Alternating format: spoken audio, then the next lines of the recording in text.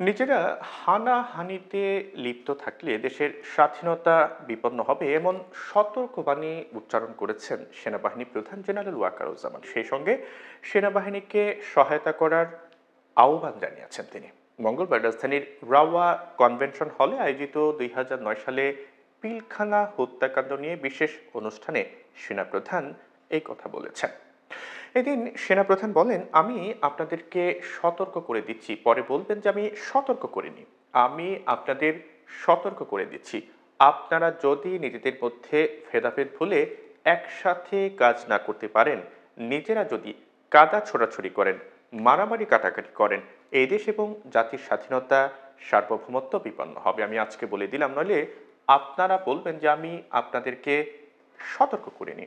আমি সতর্ক করে দিচ্ছি আপনাদের। এদিন সেনাপ্রধান বলেন, আমার অন্য কোনো আকাঙ্ক্ষা নাই।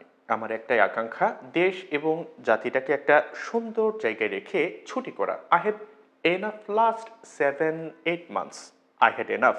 আমি চাই দেশ এবং জাতিকে একটা সুন্দর জায়গায় রেখে আমরা সেনানিবাসে ফেরত আসবো।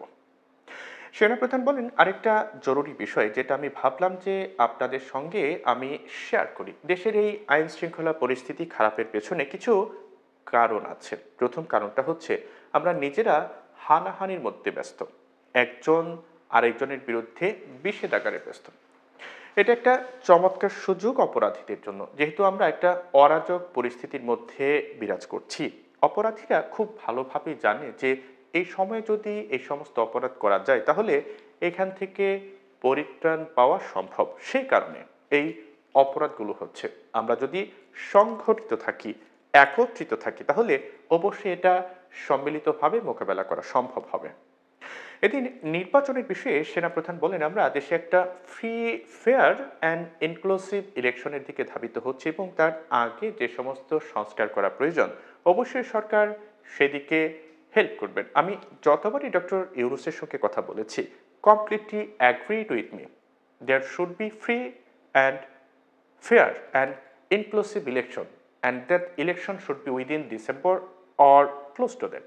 যেটা আমি প্রথমেই বলেছিলাম যে 18 মাসের মধ্যে একটা ইলেকশন। আমার মনে হয় যে সরকার সেদিকেই ধাবিত হচ্ছে।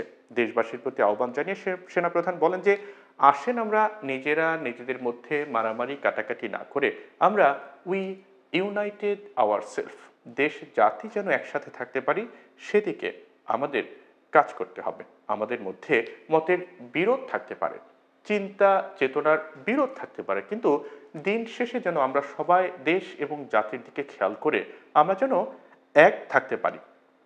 তাহলে এই দেশটা উন্নত হবে, এই দেশটা সঠিক পথে পরিচালিত হবে। না হলে আমরা আরো সমস্যার মধ্যে পড়তে যাব। এদিন সতর্ক করে দিয়ে সেনাপ্রধান বলেন, বিশ্বাস করেন, উই ডোন্ট ওয়ান্ট টু হেট, ওই দিকে আমরা যেতে চাই না। আমি আপনাদের সতর্ক করে দিচ্ছি, পরে বলবেন যে আমি সতর্ক করিনি।